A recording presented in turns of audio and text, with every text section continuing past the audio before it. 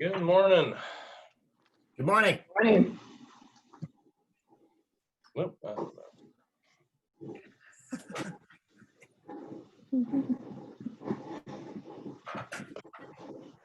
We are finishing up Genesis today. Well, Lord willing. Well, no, we got to finish it up, but we're going to finish up what we started on last week, which is actually Joseph and Potiphar. Well, we got to Joseph in the dreams. That didn't go well. Let's just go to verse 37.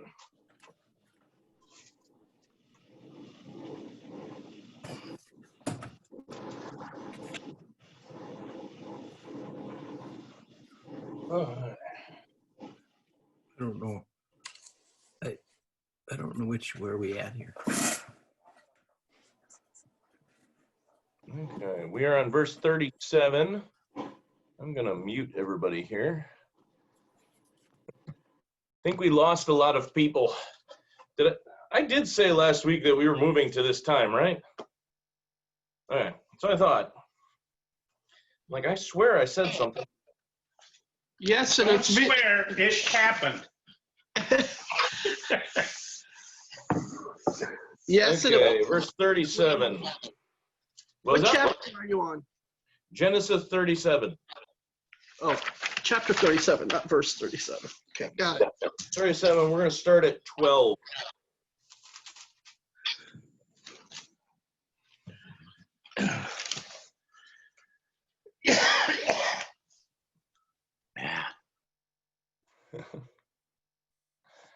Okay, I got to pull my chat back up here. There we go. Okay.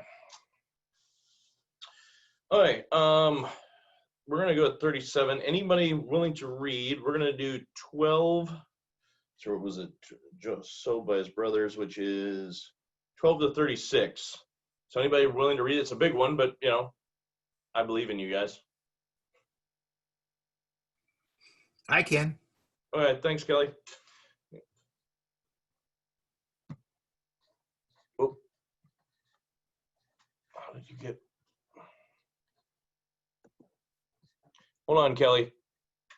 Just 1 second. For some reason, you're muted again.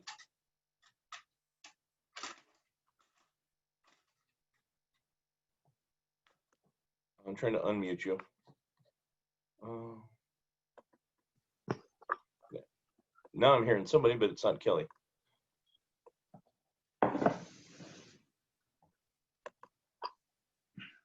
Hold on a second.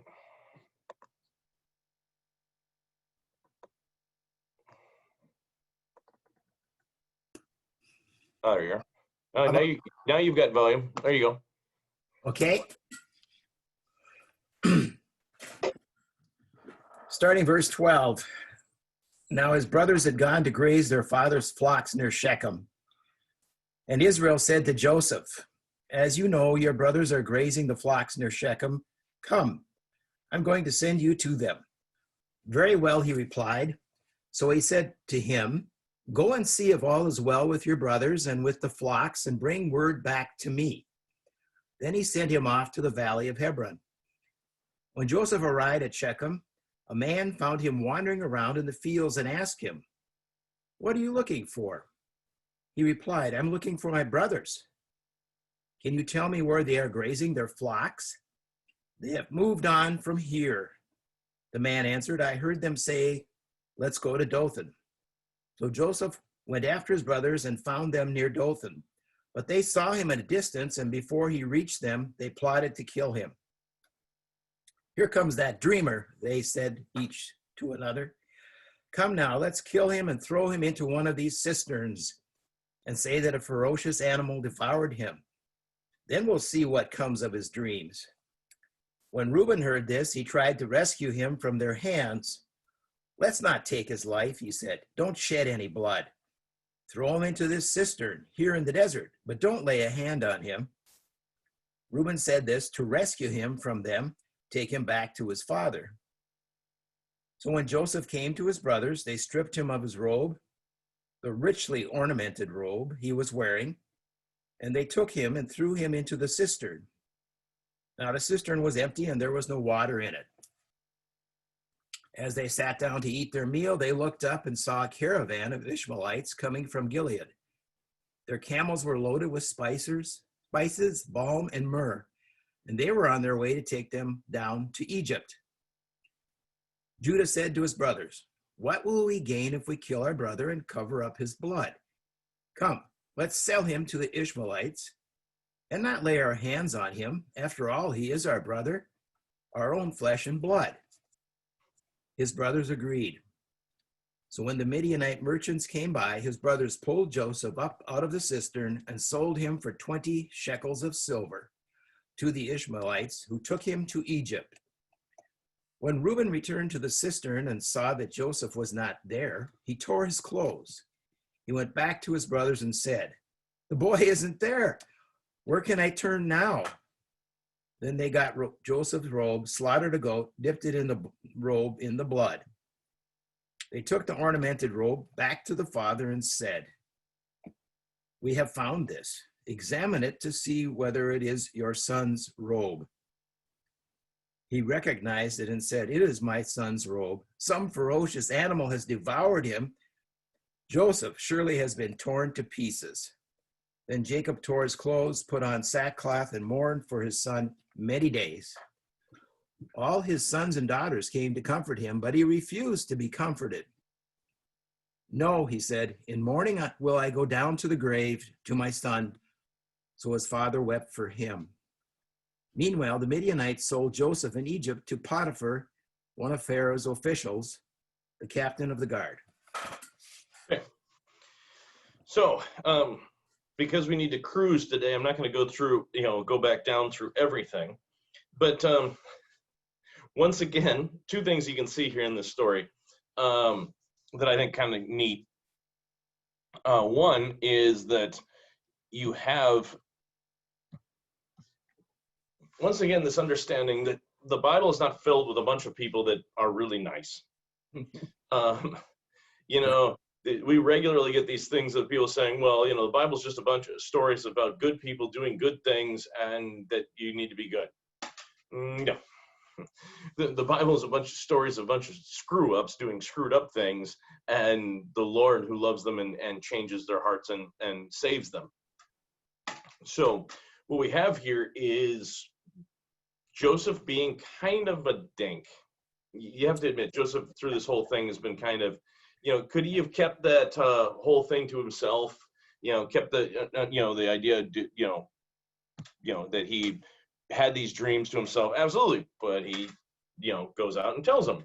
The special robe, could he have kind of just worn it on special occasions? Yeah, but no, he goes and tells his brothers, he tells his mom and dad, he wears the robe all the time. And so at least in his early years, you kind of get the idea that Joseph may have been a spoiled brat. That's what happens. We see it even today. If you're a kid that, gets everything they want, they don't have to work. Because notice the brothers are all working. Guess who is not working at this point? Joseph.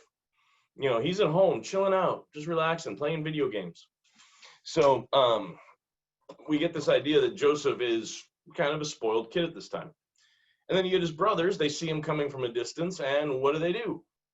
They don't go, well, we'll just talk to him for 5 minutes and throw him out. They're like, let's kill him. Yeah, that sounds like a good idea. Let's kill him. They are so angry that they are at the point of killing him. And so they do not show themselves to be really righteous people at this point. Now notice, Reuben does try to save him. Reuben is trying to save him, and I believe, is Reuben the oldest? I forget. My brain is not working as well as I would like. I think he is the oldest. Yes, he is. Yes, he is. Okay. So, thank you. Reuben is then being the oldest, because oldest children are always the best children. Which is a given, of course. All of us, the oldest children. There you go. Because, oldest are always the best. However, it does fit, that kind of child theory. Your oldest is usually the rule follower. And so he's like, no, we can't kill our brother because it's not what you do. And so he's got a plan that he's going to save him. And apparently when he goes away, the other brothers come up with a different plan. At least they don't kill him. Now, notice why they are going to do it. They're mainly going to do it so that this plan that Joseph has, this dream that he has, isn't going to happen.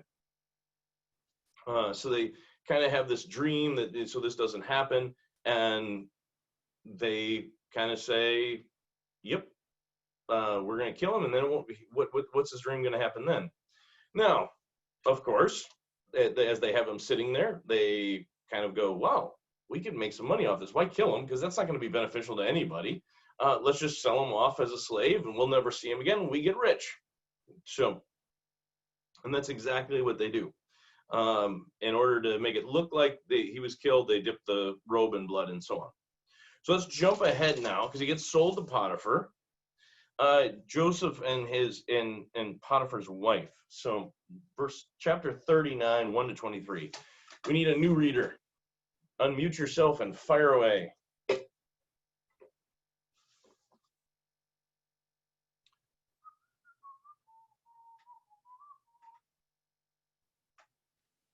Okay, you wanted to start at verse 1 of chapter 39? Yes, ma'am, to 23. Okay. Now Joseph had been taken down to Egypt. Potiphar, an Egyptian who was one of Pharaoh's officials, the captain of the guard, brought him from the Ishmaelites who had taken him there. The Lord was with Joseph, and he prospered, and he lived in the house of his Egyptian master. When his master saw that the Lord was with him and that the Lord gave him success in everything he did, Joseph found favor in his eyes and became his attendant. Potiphar put him in charge of his household, and he entrusted to his care everything he owned. From the time he put him in charge of his household and all that he owned, the Lord blessed the household of the Egyptian because of Joseph. The blessing of the Lord was on everything Potiphar had, both in the house and in the field. So he left in Joseph's care everything he had, with Joseph in charge. He did not concern himself with anything except the food he ate.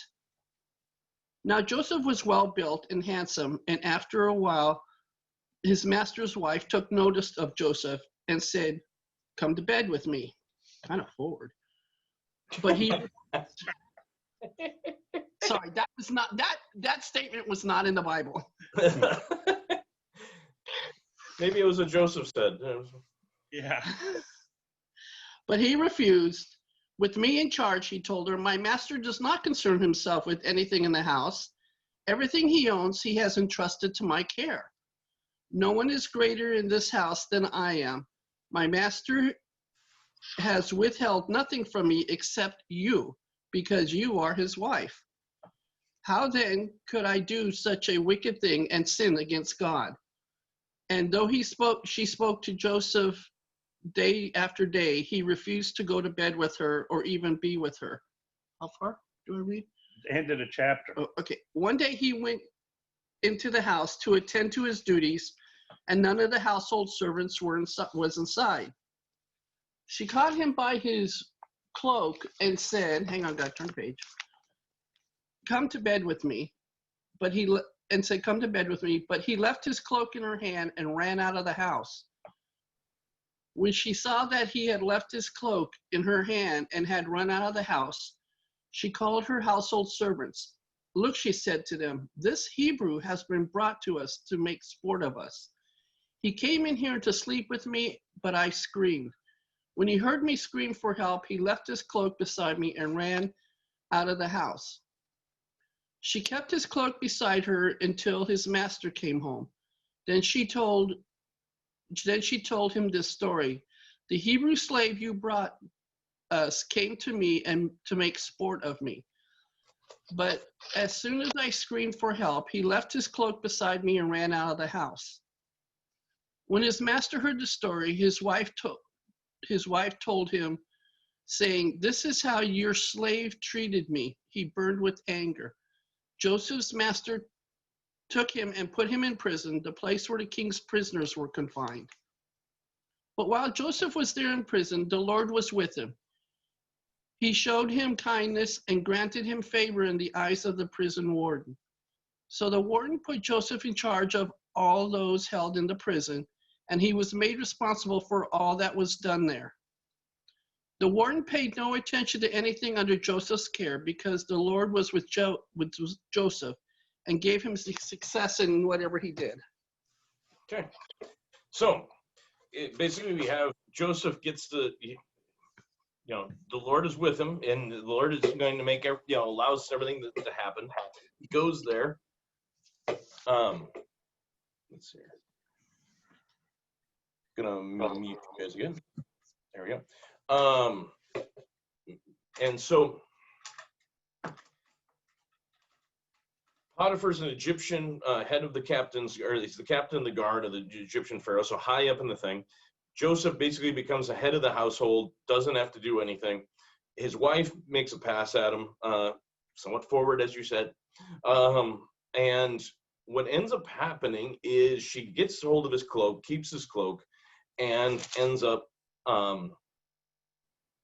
accusing him of rape here. Now, what's interesting, and this is the thing where some would say that there's something going on here. It does say that he burned with anger. Doesn't say who he burned at anger with. And there's some people that would say that there's a possibility that Potiphar does not believe his wife. Because a slave trying to rape a noblewoman would have been punishable by death. Simple as that. And just, but he doesn't do that. He throws him in jail. And not only does he throw him in jail, he gets thrown in jail, and the guy gets treated pretty well. So Joseph's getting treated pretty well. So there is some thought that even though it says he burns with anger, it doesn't say who he burns with anger with. A lot of times in scripture, you'll see it say, and he burned with anger toward this person or that city or that, whatever it is. Usually it'll say who it is. But here it's interestingly vague. So he could be burning in anger at the situation. He could be burning in anger toward Joseph. He could be burning in anger toward his wife. He could be burning with anger toward both of them. But his actions would imply that he knows something's going on more than he knows. And so he throws Joseph in jail, and Joseph ends up in prison. But the funny thing is, in prison, he ends up running the prison. So Joseph, the Lord has an interesting sense of humor. So we continue on. Pharaoh starts to have some dreams. Let's see here. Let's jump to 41. The cupbearer and the baker get sent in, but for time's sake, we're going to keep moving here. Pharaoh has some dreams. Anybody would like to do Pharaoh's dreams here? We're doing a lot of reading because there's so much good stuff in here, and I want to get to the point where you get to his brothers. So. All right, I got it.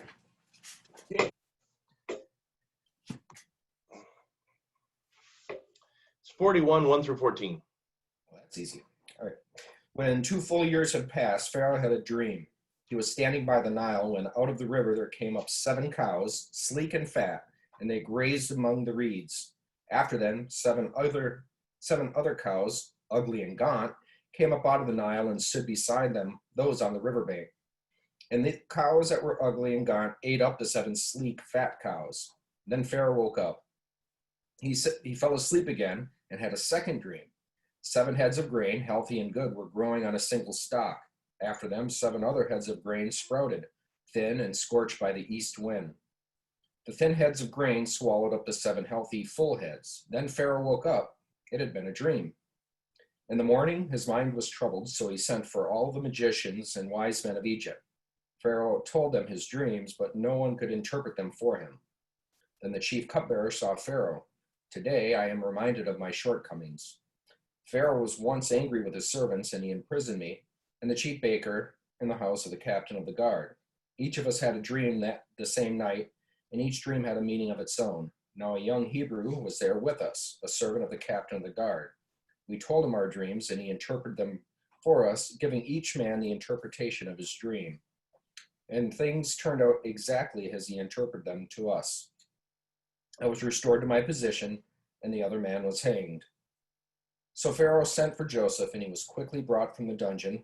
When he had shaved and changed his clothes, he came before Pharaoh. Okay. You know what? If you're willing, let's just keep going because the next part is supposed to go all the way to 36. Alrighty. From 15, Pharaoh said to Joseph, I had a dream, and no one can interpret it.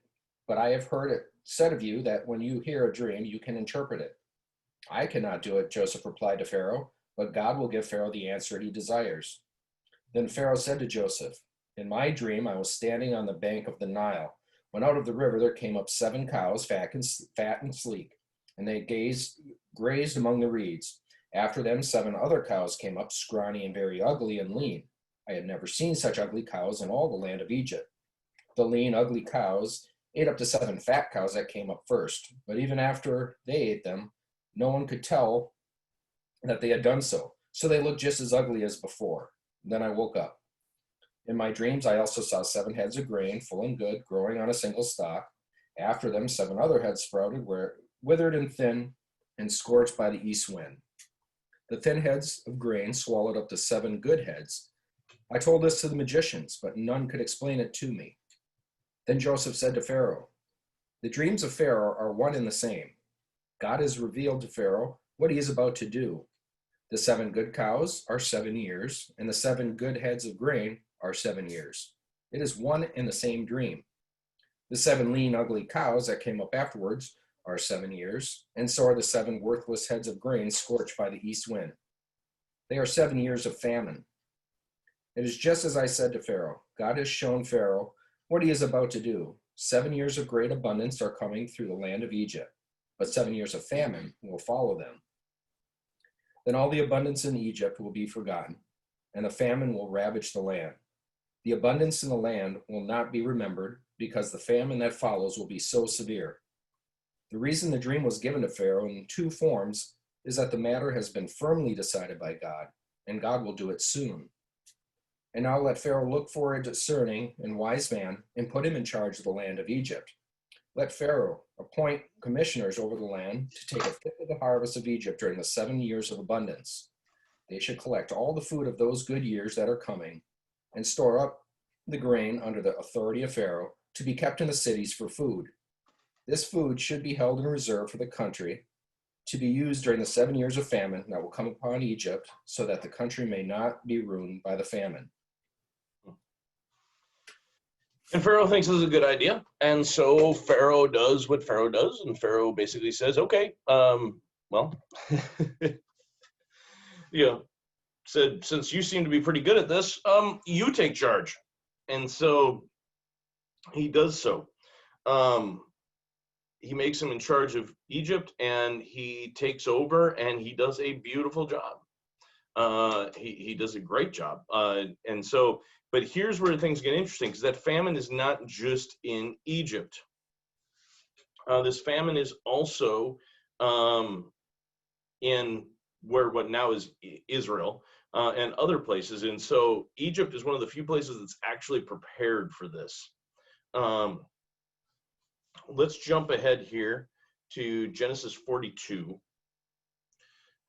When Jacob learned, and I'll read this one, when Jacob learned that there was grain in Egypt, he said to his sons, why do you just keep looking at each other? He continued, I have heard that there's grain in Egypt. So they're starving, and they're all just sitting around going, not sure what to do. Go down there and buy some for us, so that we may live and not die. Then 10 of Joseph's brothers went down to buy grain from Egypt. But Jacob did not send Benjamin, Joseph's brother, with the others, because he was afraid that harm might come to him. So he's worried that, either Jacob has figured out what happened, or he's just worried about his younger brother. So because he was afraid and harm might come to him. So Israel's sons were among those who went to buy grain, for the famine was in the land of Canaan also. Now Joseph was the governor of the land, the one who sold grain to all the people. So when Joseph's brothers arrived, they bowed down to him with their faces to the ground. Interesting, huh? the prophecy, what's funny here is the prophecy is fulfilled. They don't even know that the prophecy is fulfilled. And that God basically used their actions to fulfill the prophecy. So they tried. Now remember, why did they sell Joseph off? Anybody remember? Jealousy. But what else?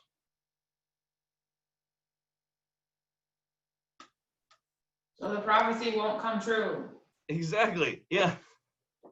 So they sell Joseph off because one, they're jealous of him, but two, so this prophecy doesn't come true because they're like, well, let's kill him because then the prophecy can't come true. And they're like, well, now let's make some money off this as well. And so they basically sell him off to slave traders because, well, if he's in Egypt and a slave, we ain't going to be bowing down to him. And so they sell him off, but oddly enough, because they sell him off, now I suppose oddly enough is not the right term, but because they sell him off, God uses this to basically get him in a position where he's going to bow down, or they're going to bow down to him. Notice something here. One of the things I love about the story of Joseph is it's this roller coaster. You have, he's his father's favorite son. He's got the, all this great stuff. Boom, boom, boom, boom. Brothers get angry, try to kill him, but sell him off. Boom, crash, crash, crash. But then he ends up in Potiphar's house. He's not just a slave in any house. He's a slave in a high magistrate's house. Gets put in charge of the whole house. Everything's awesome. Then, wife accuses him of rape. Ooh, crash, gets sent to jail. While he's in jail, becomes head of the whole jail. Basically just kind of doing all this. And so, he gets to the jail. He ends up interpreting some dreams for some people. The cupbearer remembers this, and he interprets Pharaoh's dream. And he keeps on going. And now he's one of the highest magistrates in all of Egypt. And, it's this roller coaster. But what is interesting is that the Lord uses each and every part of this roller coaster to, one, fulfill his plan, two, to move forward his big, because you got to think about this in the big picture of everything. This isn't just Joseph's story. If we're thinking about it as just Joseph's story, well then, yeah, it's a good story, but it doesn't, it's not a big deal. In this, we have God putting his people in Egypt where they're going to be in slavery, and because he predicted this, he said this is what's going to happen.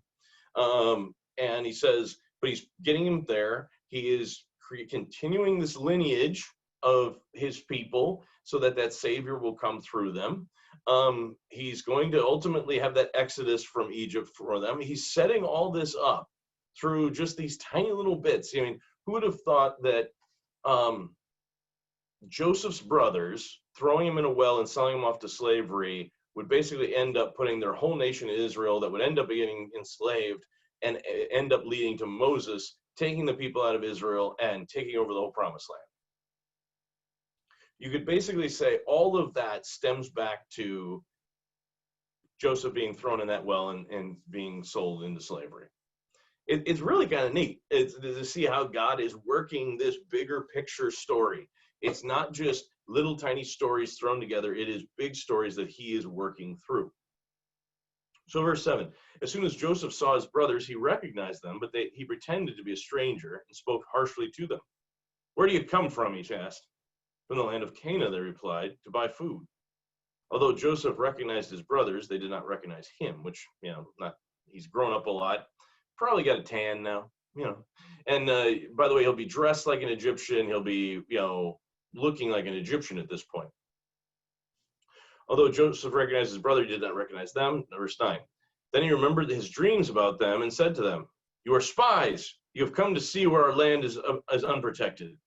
No, my lord, they answered. Your servants have come to buy food. We are all the sons of one man. Your servants are honest men, not spies. No, he said to them, you have come to see where our land is unprotected. But they replied, your servants were 12 brothers, the sons of one man, who lives in the land of Canaan. The youngest brother is now with our father, and one is no more. Joseph said to them, it is just as I told you, you're spies. He's having some fun with them. And if this is the worst fun he has with them since they threw him in a well and sold him into slavery, I think he gets the right to have a little fun with them. Joseph said, verse 14, "It is just as I told you, you're spies, and this is how you will be tested. As surely as Pharaoh lives, you will not leave this place until your youngest brother comes here. Send one of your number to get your brother. The rest of you will be kept in prison so that your words may be tested to see if you are telling the truth. If you are not, then surely as Pharaoh lives, you're spies." And he put them all in custody for 3 days.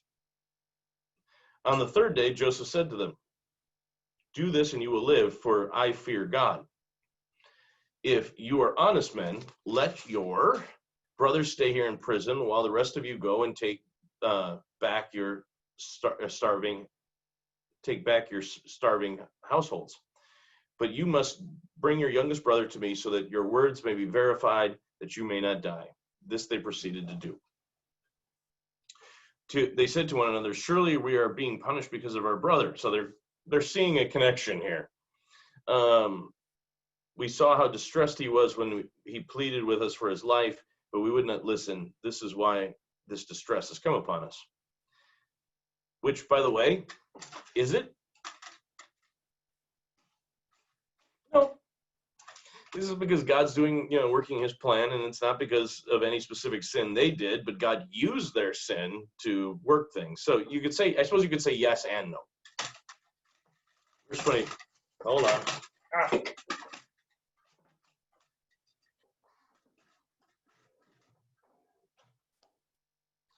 Sorry, I was trying to have a little fresh air down here because it gets stuffy. And that wind is just whipping. All right,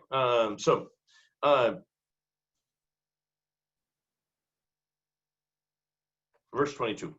Reuben replied, "Didn't I tell you not to sin against this boy?" So Reuben's doing, "I told you so. I'm the older brother and I'm awesome and I know better. But you wouldn't listen. Now we must give an account for his blood." They did not realize that Joseph could understand them since he was using an interpreter. So Joseph is listening to this whole thing. He still understands Hebrew, even though he's speaking Egyptian. And you can just imagine Joseph just sitting back going, yeah, gotcha. It's like, Joseph is having a grand old time with this, I am quite sure. He turned away from them and began to weep. And so, he gets overwhelmed with this, but then turned back and spoke to them again. He had Simeon taken from them and bound before their eyes. Joseph gave orders to fill their bags with grain, to put each man's silver back in his sack, and to give them provisions for their journey. After this was done for them, they loaded their grain on their donkeys and left. At the place where they stopped for the night, one of them opened a sack to get feed for the donkey, and he saw his silver in the mouth of the sack. "My silver's been returned," he said to the brothers. "Here it is in my sack." Their hearts sank, and they turned to each other trembling, saying, "What is this? What has God done to us?" So in other words, they're seeing that something's going on here, and they think that what it is God is punishing them. When they came to their father Jacob in the land of Canaan, so they kept going, they didn't go back. They kept going to their father Jacob in the land of Canaan. They told him all that had happened, and they said, "The man who is Lord over the land spoke harshly to us and treated us as if though we were spying on the land. But we said to them, 'We're honest men, we're not spies. We were the 12 sons of one father. One who is no more, the youngest is with us now, father in Canaan.' Then the man who is Lord over the land said to us, 'This is how I will know whether you are honest men. Leave one of your brothers here with me and take food for your starving households and go.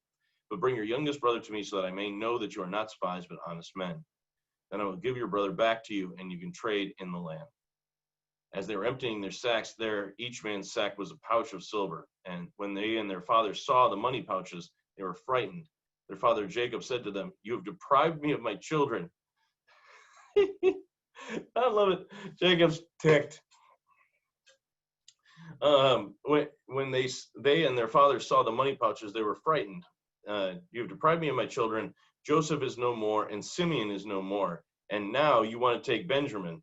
Everything is against me." So he sees this as, he already thinks Simeon's dead. Then Reuben said to his father, "You may put both of my sons to death if I do not come back to you. Entrust him to my care, and I will bring him back."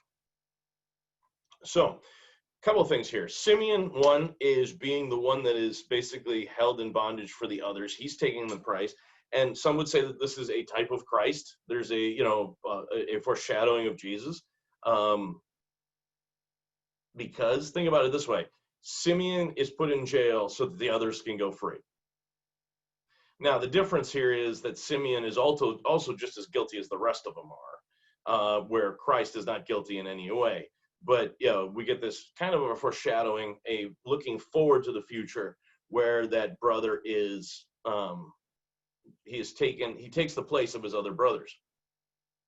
Now, Reuben tries to be the responsible one again, because, like I said, oldest sons are the best. Any other oldest kids in here?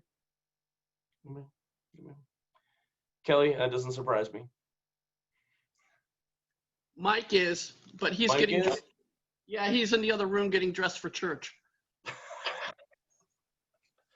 So there are some oldest sons out there and oldest kids, and generally they're the responsible ones. In my family, it's hilarious. We fit the bill to the T of there's three of us, and I'm the one that I'm the rule follower.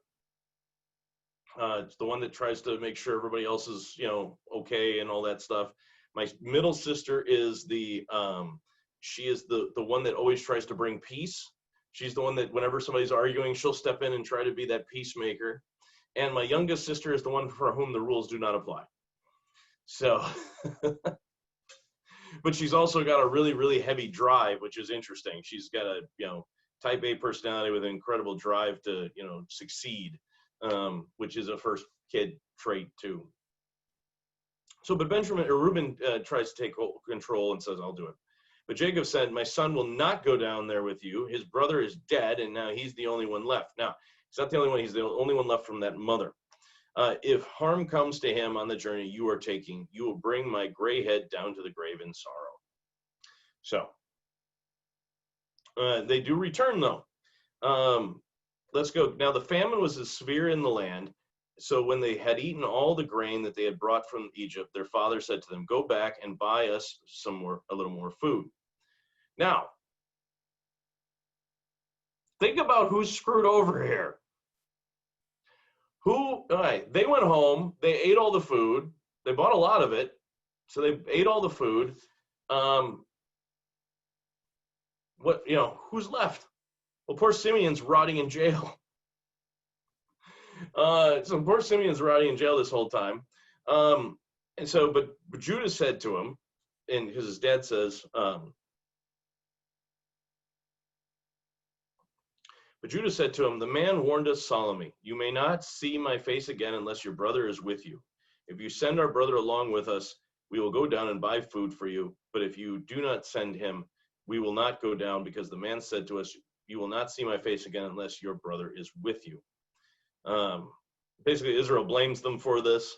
They replied, the man questioned us closely about ourselves and our family. Is your family's father still living? He said. Do you have another brother? We simply answered his questions. And so he's basically going, it wasn't our fault. He asked us these questions. We had to tell the truth. And he said, bring your brother down here. And Judah said to Israel, his father, send the boy along with me, and we will go at once, so that we and you and our children may live and not die. So basically he tries to make the point. And by the way, Judah is the forefather of Jesus.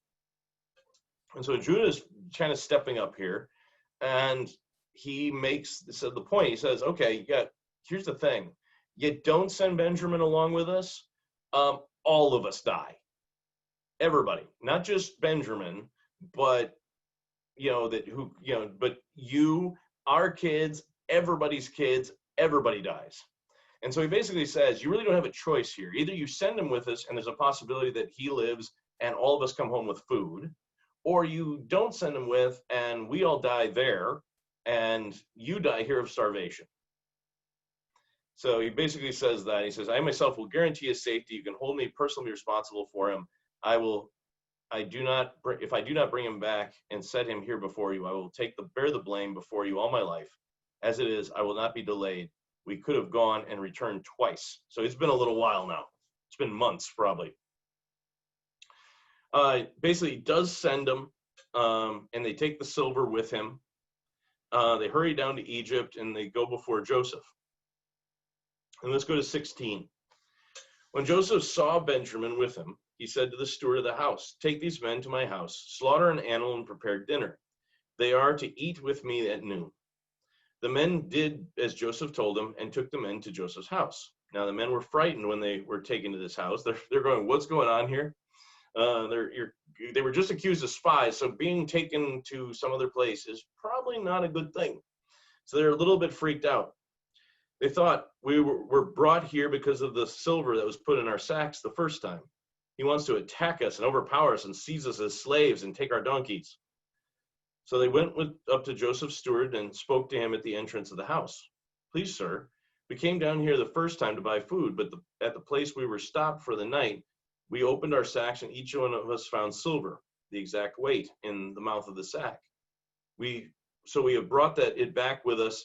We have also brought additional silver for us to buy food. We do not know who put our silver in the sack." "It's all right," he said. "Don't be afraid. Your God and the God of your father has given you the treasure in your sacks. I received your silver, then I put it back." And then he brought Simeon out to him. So Simeon's finally released again. So he takes them over to Joseph's house. They wash their feet and they get them all cleaned up and they get them ready. And then when Joseph came home, they presented to him the gifts they had brought to the house, and they bowed down before him, bowing down again. Second time, notice there's two dreams. Now they're bowing again. He asked them how they were, and then he asked, "How is your aged father? You told me about. Is he still living?" And so he's asking about his dad because he still loves his dad. Tells him he's doing well. As he looked about and saw his brother Benjamin with his own mother's son, he asked him, because this is now, the other guys are his half brother. Benjamin is his full brother, the one you told me about. And he said, "God be gracious to you, my son." Deeply moved at the sight of his brother, Joseph hurried out and looked for a place to weep. He went to his private room and wept there. Something interesting here.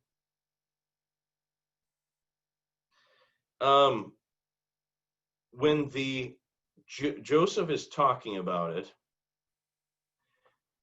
verse 23 and verse 29, you don't get this in the English translation.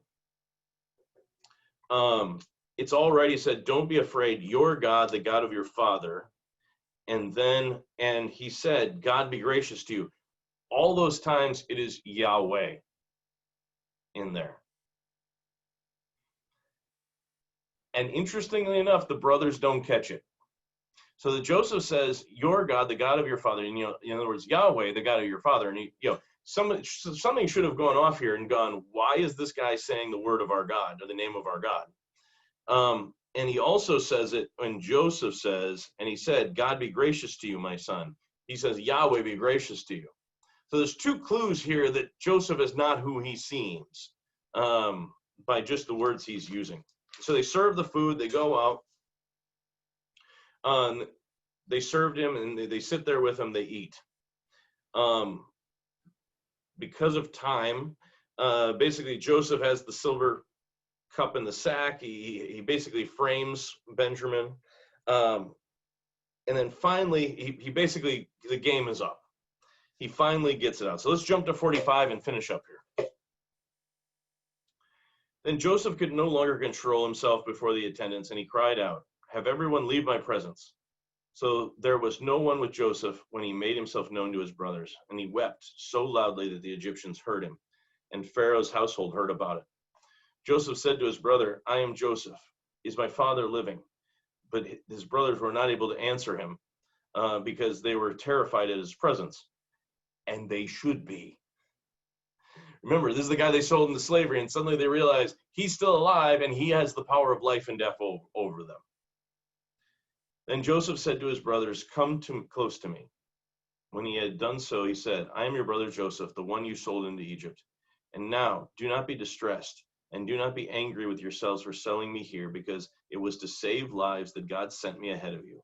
For 2 years now there has been famine in the land, and for the next 5 years there will not be plowing and reaping. But God sent me here ahead of you to preserve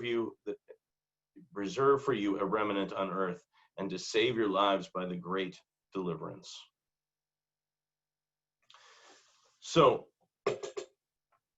let's continue. So then it was not you who sent me here, but God. He made me father to Pharaoh, lord of his entire household and ruler over Egypt. Now hurry back to my father and to him. This is what your son Joseph says. God has made me lord all over Egypt. Come down to me, don't delay. You shall live in the region of Goshen and be near me. And he basically says, come on down. Everything will be great. Jacob goes to Egypt. What you see here is another small version of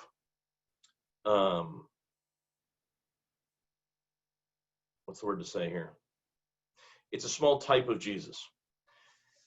Joseph forgives his brothers who deserve death.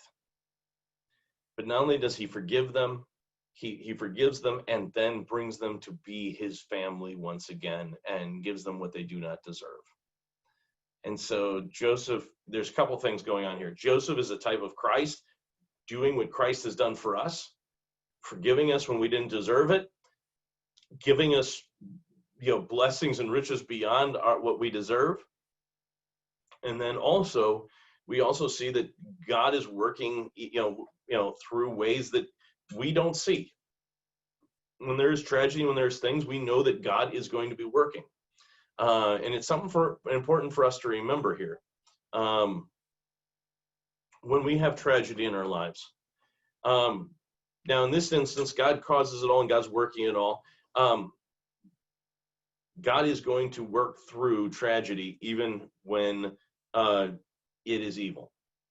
God will bring about good for people even through that. And here we see, Joseph was sold into slavery. There is a famine going on, all these terrible things that people are being hurt, and God is going to still use that to work about his plan.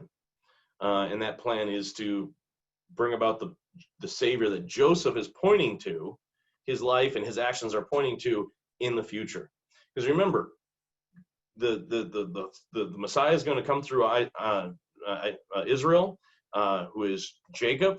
His son Joseph is, here. His brother Judah is the family for which Jesus is going to come from. God saves this whole family, including Judah, where Jesus is going to come through Joseph, and works it out so that he is going to be the one that is that future family. God is working this big picture amazingness through all of this. And he is doing amazing work. One last thing in Genesis here. Jacob blesses his sons. And the last little bit is the death of Joseph. Is in verse 26. So Joseph died at the age of 110. After that, they embalmed him, and he was placed in a coffin in Egypt. So Genesis is kind of bookended. God creates life. Humanity creates sin, and it ends with that reminder of that sin. And it reminds us what God is doing here. So that last little bit is, and after 110 years, Joseph dies, and he's placed in a coffin in Egypt, and he's embalmed in Egypt. So you have the beginning of Genesis where we started. God creates life. It is perfect. It is good.